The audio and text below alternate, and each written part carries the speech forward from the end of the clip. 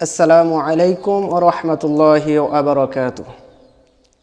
আলহামদুলিল্লাহি রাব্বিল আলামিন। আসসালাতু ওয়াসসালামু আলা সাইয়্যিদিল আমবিয়াই ওয়াল মুরসালিন ওয়া আলা আলিহি ওয়া আসহাবিহি আজমাইন, আম্মা বাদ। দূরের এবং কাছের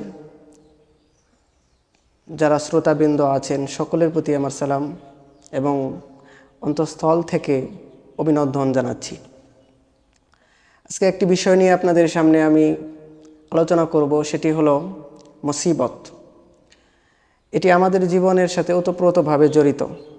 মুসিবত এমন একটা জিনিস যে মুসিবতের মাধ্যমে মানুষ অনেক দুঃখ কষ্ট সহ্য করে, এবং অনেক মানুষ বাংলাদেশে আমরা দেখতে পারি যারা মুসিবতে পড়ে অনেক দোয়া পড়ে, অনেক চেষ্টা করে, কিন্তু তারপরেও তাদের মুসিবত দূর হয় না। তো এর পিছনে অবশ্যই কারণ রয়েছে। আমরা অনেক সময় মনে করি যে অনেক বুজুর্গ ব্যক্তি তারা অনেক মুসিবতের মধ্যে পড়েছে, সুতরাং তাদেরকে আমরা নেগেটিভ ধারণা করি, কিন্তু আসলে মূলত এরকম নয়। মহান আল্লাহ রব্বুল আলামিন মানুষকে মুসিবত দেন তিনটা কারণে বা দুইটা কারণে। একটি হলো রহমত, আরেকটি হলো গজব। কিছু কিছু সময় আল্লাহ পাক রব্বুল আলামিন মানুষকে রহমত স্বরূপ মুসিবত দিয়ে থাকেন, আবার কিছু কিছু সময় আছে যে কোনো সময় আল্লাহ রব্বুল আলামিন মানুষকে গজব স্বরূপ মুসিবত দিয়ে থাকেন।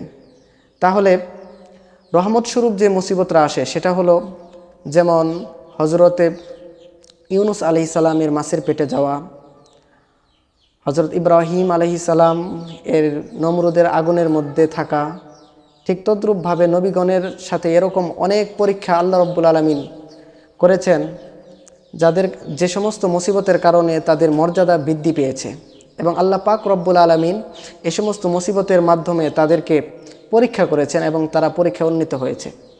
ঠিক তদ্রূপভাবে বাংলাদেশের জমিনে শুধু নয়, পৃথিবীর সবখানেই নবুয়তের রাসূলুল্লাহ সাল্লাল্লাহু আলাইহি ওয়াসাল্লামের ইন্তেকালের পর যত হক্কানি আল্লাহর অলিগণ রয়েছেন তাদেরকেও আল্লাহ রব্বুল আলামিন এরকম মুসিবত দিয়ে থাকেন, এবং মুসিবত দিয়ে তাদেরকে আল্লাহ রব্বুল আলামিন পরীক্ষা করেন, এবং পরীক্ষার মাধ্যমে তাদের মর্যাদা আল্লাহর দরবারে বৃদ্ধি করে দেন, এবং তাদের মর্যাদা মানুষের কাছেও বৃদ্ধি করে দেন। এটা হলো রহমত স্বরূপ এক প্রকারের মুসিবত। এই সমস্ত মুসিবত আমরা বুঝি না, এর মধ্যে অনেক মুসিবত আছে যেগুলোর মধ্যে অনেক হাকিকত লুকায়িত থাকে। যেমন একজন বুজুর্গ ব্যক্তি, উনি মুসিবতের মধ্যে পড়েছেন, আর এই মুসিবতের মাধ্যমে মানুষ ভাবছে যে সে অনেক পাপ করেছে, অনেক গুনাহ করেছে, আর এ কারণে সে মনে হয় মুসিবতে পড়েছে। কিন্তু হতে পারে যে এই মুসিবতের মধ্যে তার জন্য রয়েছে কল্যাণ, যেটা আমরা জানি না। তো আবার কিছু কিছু মানুষ দেখবেন সারা জীবন মুসিবতের মধ্যেই থাকে, অনেক কান্নাকাটি করে, অনেক দোয়া কালাম পড়ে, অনেক চেষ্টা করে, কিন্তু তারপরেও তার মুসিবত দূর হয় না। এর কারণ কি? অবশ্যই এর কারণ রয়েছে।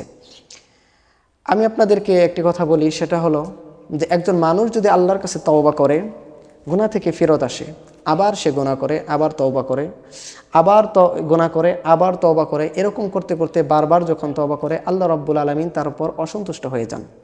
আবার এই কারণে আল্লাহ তার কথা শোনেন না। এজন্য ওই সমস্ত ব্যক্তি যখন মুসিবতে পড়ে তারা শত কান্নাকাটি করার পরেও তাদের মুসিবত দূর হয় না। এজন্য আমাদের উচিত হলো যে আমরা যেন আমাদের মুসিবত দূর করার জন্য আমরা আল্লাহ রাব্বুল আলামিনের উপরে ভরসা করি এবং তার সন্তুষ্টিমূলক কাজ করি। যে সমস্ত কাজে আল্লাহর সন্তুষ্টি বিদ্যমান আছে, ওই সমস্ত কাজ যদি আমরা করি তাহলে অবশ্যই আল্লাহ রাব্বুল আলামিন আমাদের উপর সন্তুষ্ট থাকবেন, এবং এর মাধ্যমে আল্লাহ পাক রব্বুল আলামিন আমাদের মুসিবতগুলো দূর করে দিবেন।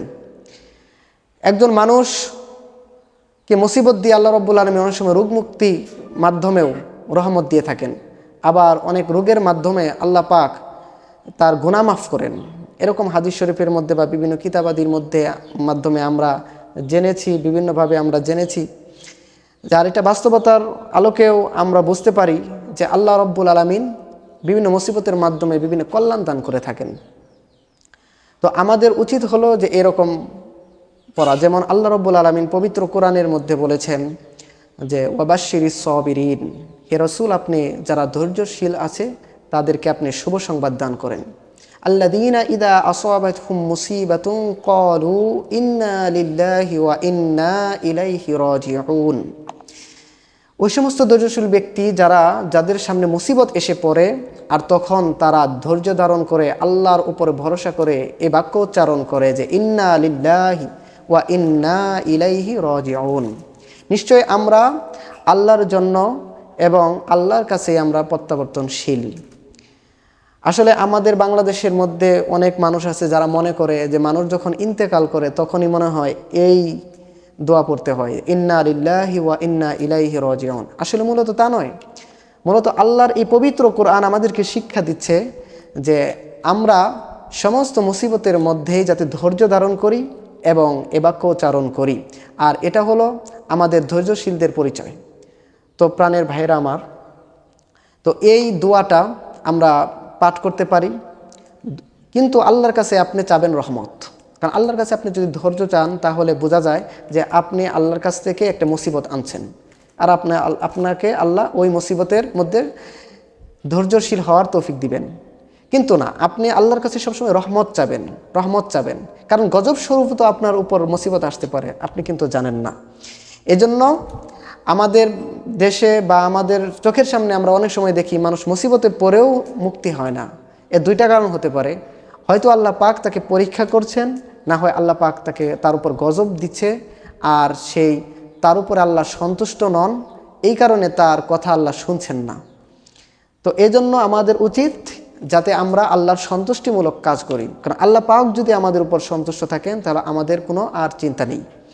তো প্রাণের ভাইরা আমার, একটি হাদিস রয়েছে যেটা মিশকাত শরীফের মধ্যে এসেছে যে আল্লাহ রসুল সাল্লাল্লাহু আলাইহি ওয়াসাল্লামকে জিজ্ঞেস করা হলো, ইয়া রাসূলুল্লাহ আইয়ু দুআই আসমা, কোন দোয়াটা তাড়াতাড়ি কবুল হয়, কোন ডাক দিলে আল্লাহ রব্বুল আলামিন তাড়াতাড়ি সেই ডাককে কবুল করেন, কোন আহ্বানে আল্লাহ তাড়াতাড়ি সাড়া দেন। আল্লাহ পাক রব্বুল আলামিন তো পবিত্র কোরআনে বলেছেন, ফাযকুরুনি আযকুরকুম ওয়াশকুরুলি ওয়ালা তাকফুরুন, বান্দা তুমি আমাকে স্মরণ করো, আমি তোমাকে স্মরণ করব। তো বান্দা যখন আল্লাহর ইবাদতের মাধ্যমে আল্লাহকে স্মরণ করে, আল্লাহ রব্বুল আলামিন তখন বান্দাকে রহমত দেওয়ার মাধ্যমে স্মরণ করেন। তা আল্লাহ রসুলকে জিজ্ঞেস করা হলো, ইয়া রাসূলুল্লাহ, তো আমরা তো আল্লাহকে স্মরণ করব, আমরা তো আল্লাহকে ডাকবো, কিন্তু কোন ডাকটা আল্লাহ তাড়াতাড়ি শুনবেন?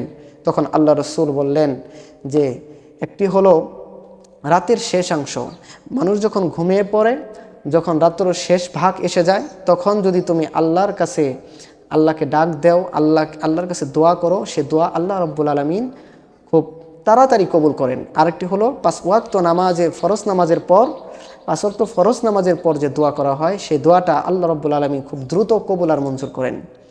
এজন্য আমরা যাতে কেউ যদি এরকম মুসিবতের মধ্যে পড়েন, তো অবশ্যই আপনি মুসিবতের সময় ইন্না লিল্লাহি ওয়া ইন্না ইলাইহি রাজিউন এ দোয়া পড়বেন, এবং পাশাপাশি রহমতের সময় যখন আল্লাহ রব্বুল আলামিন দোয়া কবুল আর মঞ্জুর করেন, সেই তাহাজ্জুদের সময় ওই সময় ঘুম থেকে উঠে আল্লাহ রব্বুল আলামিনের কাছে প্রার্থনা করবেন, এবং 5 ওয়াক্ত ফরজ নামাজের পর আল্লাহর কাছে দোয়া করবেন, আল্লাহ পাক আপনার মুসিবত ইনশাল্লাহ দূর করে দিবে। আরেকটি হলো আল্লাহ রব্বুল আলামিন পবিত্র কোরআনের মধ্যে হযরত ইউনূস আলাইহিস সালাম এর মুসিবতের ব্যাপারে আল্লাহ রব্বুল আলামিন তাকে একটি ইসমে আযম দান করেছিলেন, যে ইসমে আযমটা হলো লা ইলাহা ইল্লা আনতা সুবহানাকা ইন্নী কুনতু মিনাজ জালিমিন। লা ইলাহা ইল্লা আনতা সুবহানাকা ইন্নী কুনতু মিনাজ জালিমিন। আপনি এই দোয়াটা পাঠ করতে পারেন। কোনো বান্দা যদি এই দোয়া পাঠ করে মুসিবতের সময়, আল্লাহ রব্বুল আলামিন এর উসিলায় তার মুসিবতকে আল্লাহ কাটিয়ে দিতে পারেন।